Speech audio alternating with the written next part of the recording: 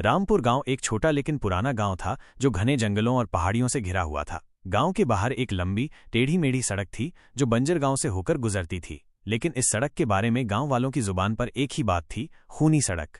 हर कोई जानता था कि रात के समय उस सड़क से गुजरना मौत को बुलावा देना है। वो सड़क जिंदा लोगों के लिए नहीं है।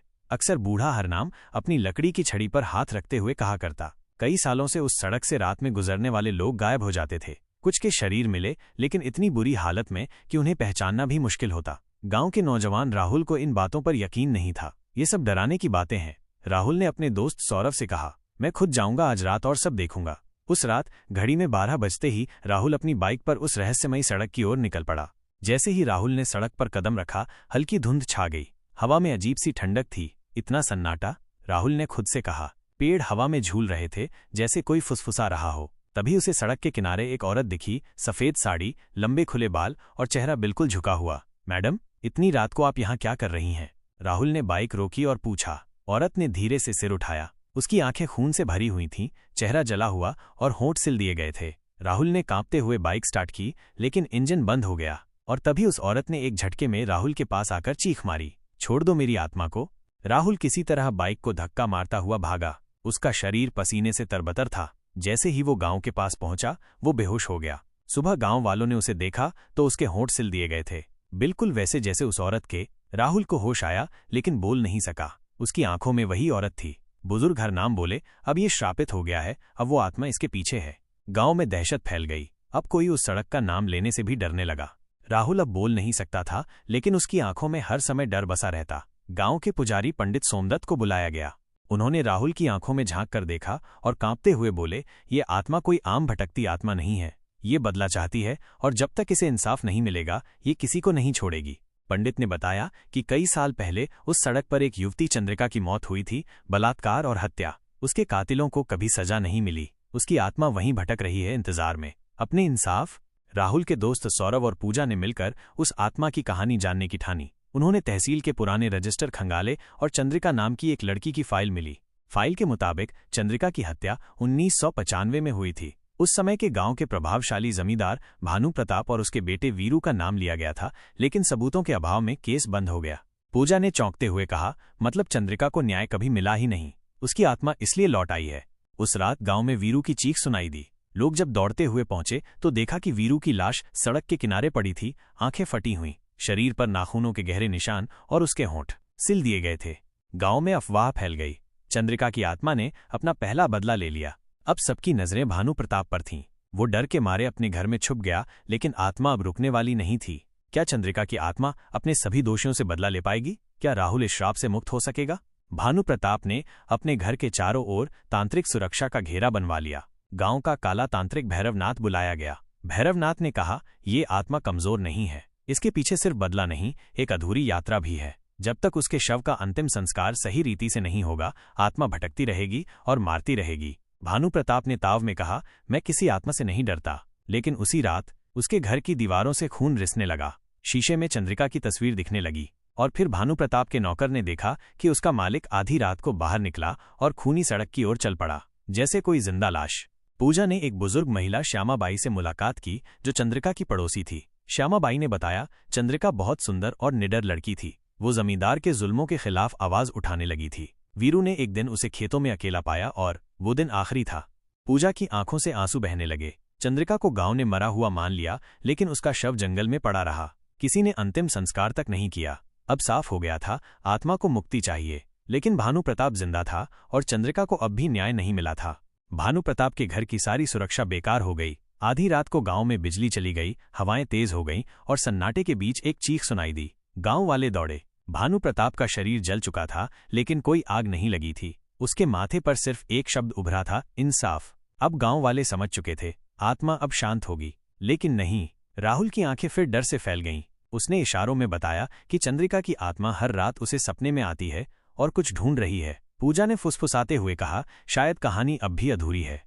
राहुल अब पूरी तरह से चंद्रिका की आत्मा के संपर्क में था। रात में वो बिस्तर से उठकर अजीब अजीब हरकतें करता, जमीन पर कुछ उकेरता और बार बार एक ही शब्द कहता, गुफा। सौरभ और पूजा ने गांव के पुराने नक्शे खंगाले और पाया कि गांव से बाहर उसी खूनी सड़क के पास एक गुप्त सुरंग है, जिसे चंद्रगुफा कहा जाता था। शायद वहीं कुछ छिपा है, पूजा ने कहा। अगली सुबह वो तीनों राहुल, सौरभ और पूजा टॉर्च लेकर सुरंग की ओर निकल पड़े।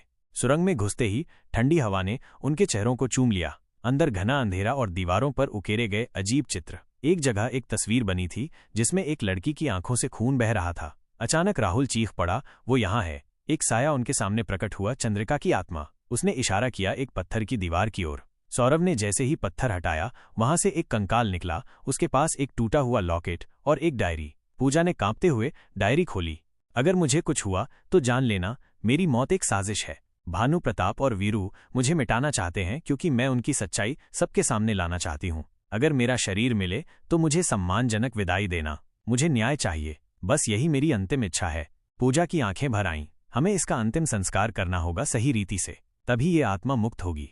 अगले दिन गांव के सारे लोग इकट्ठा हुए। चंद्रिका के कंकाल का विधिपूर्वक अंतिम संस्कार किया गया। मंत्रों के बीच चंद्रिका की आत्मा सामने प्रकट हुई, अब शांत, मुस्कुराती हुई। उसकी आंखों में शांति थी। लेकिन जैसे ही आत्मा विलीन हुई, दूर जंगल में एक और चीख गूंजी। पूजा बोली, ये कौन था? राहुल ने धीमे स्वर में कहा, कहानी खत्म नहीं हुई।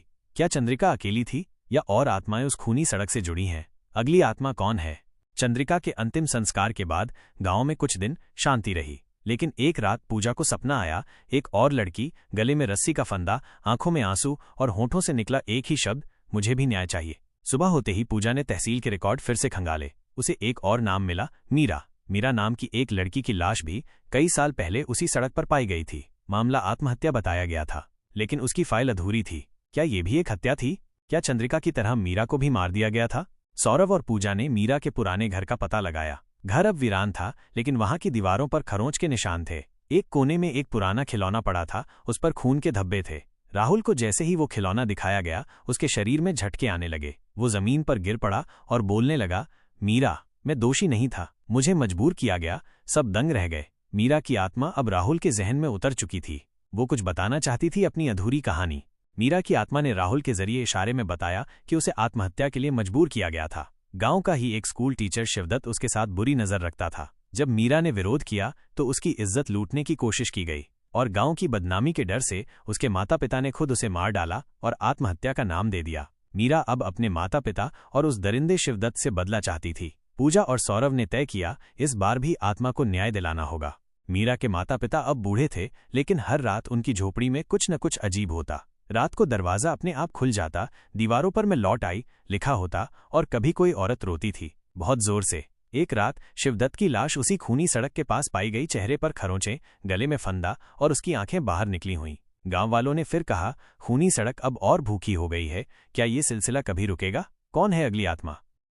और खूनी सड़क पर यह प्रेतलीला कब थमेगी?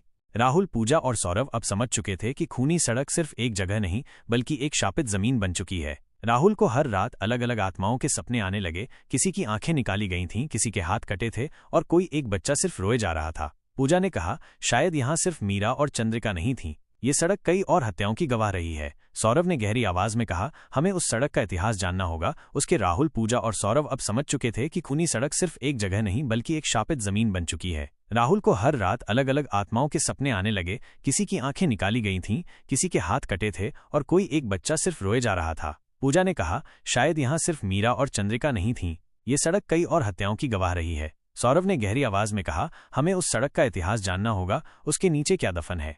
गांव के सबसे बुजुर्ग आदमी पंडित हरिचरण से जब पूछा गया तो उन्होंने कांपती आवाज में कहा, तुम लोग जिस सड़क की बात कर रहे हो, वहां कभी राजा वीर विक्रम का किला था। वहां कैदियों को जिंदा दफनाया जाता था और कई निर्दोष औरतों को शिकार बनाया गया था। उस जमीन को तब से शाप लगा है। अब साफ हो गया, ये सड़क सिर्फ चंद्रिका या मीरा की नहीं, कई सौ आत्माओं का गड्ढा है। राहुल को एक रात अचानक कुछ खींचता हुआ उस सड़क तक ले गया। वहां एक गड्ढा खुद ब खुद खुल गया और उसमें से एक औरत की जली हुई आत्मा निकली। उसका चेहरा पिघला हुआ था, आंखें सूजी हुई और उसके मुंह से एक ही आवाज निकली, मुझे क्यों जलाया गया। राहुल बेसुध होकर जमीन पर गिर पड़ा और जब आंखें खुलीं तो उसकी हथेली पर जले हुए निशान थे। पूजा चीख पड़ी, ये आत्मा अब राहुल के शरीर का इस्तेमाल करेगी। ये खतरा और भी बड़ा है। गांव में डर का माहौल फैल गया। बच्चे बीमार पड़ने लगे, जानवर बिना वजह मरने लगे और हर रात कोई न कोई चीखता हुआ जाग उठता। एक रात पूजा को सपना आया, वो खुद खूनी सड़क पर है और सैकड़ों आत्माएं उसे घेर लेती हैं। तुम ही हो हमारी आशा, एक आत्मा ने कहा, वरना हम सब इस राह के रक्षक बन जाएंगे, मौत की राह के। अब ये सिर्फ आत्माओं की मुक्ति की लड़ाई नहीं थी, ये एक अभिशप्त रास्ते से मुक्ति का युद्ध बन चुका था। क्या पूजा आत्माओं को मुक्ति दिला पाएगी? राहुल इस श्राप से कैसे बचेगा और खूनी सड़क का अंत क्या होगा?